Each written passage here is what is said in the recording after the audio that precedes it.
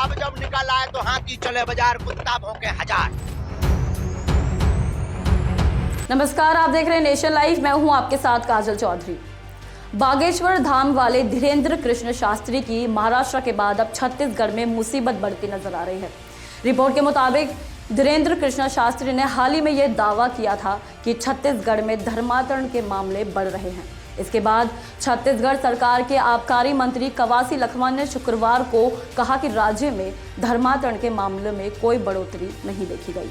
धीरेन्द्र कृष्ण शास्त्री अगर इसे साबित कर दे तो मैं राजनीति छोड़ दूंगा, और अगर ऐसा नहीं हो रहा तो उन्हें अपनी पंडिताई छोड़नी पड़ेगी। धीरेन्द्र कृष्ण शास्त्री ने रायपुर में दावा किया था कि प्रदेश में धर्मांतरण के मामले बढ़ रहे हैं। उन्होंने उसी दौरान बस्तर का जिक्र भी किया। उन्होंने कहा कि वहां के सनातन हिंदुओं को दूसरे धर्म में जाने से रोकना होगा। इसी पर कवासी लखमा ने पंडित धीरेन्द्र शास्त्री को चुनौती देते हुए इसे साबित करने की बात कही। यही नहीं, लखमा ने यहाँ तक कह दिया कि बाबा को कैसे पता चला, क्या उनको कोई सपना आया था। इन सब के बीच यह जानना अहम है कि पंडित धीरेन्द्र कृष्ण शास्त्री लगातार विवादों में घिरे हुए हैं। आपको बता दें कि महाराष्ट्र के नागपुर में एक कार्यक्रम के दौरान उन पर गंभीर आरोप लगे थे।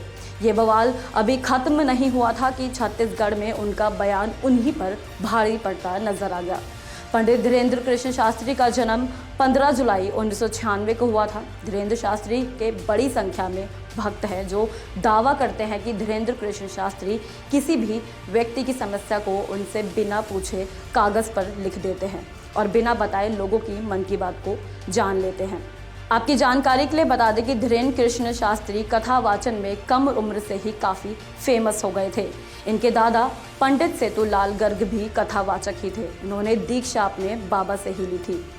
ये कथावाचक से ज़्यादा झाड़ फूक की वजह से फेमस हैं। आपको बता दें BS मीडिया के नाम से इनका एक YouTube चैनल भी है।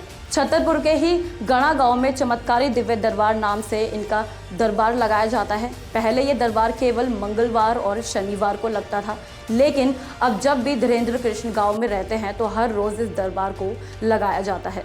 इसी दरबार को लेकर हालिया विवाद भी हुआ कि धीरेन्द्र शास्त्री पर कथा के नाम पर अंधविश्वास और जादू टोना फैलाने के आरोप लगे हैं।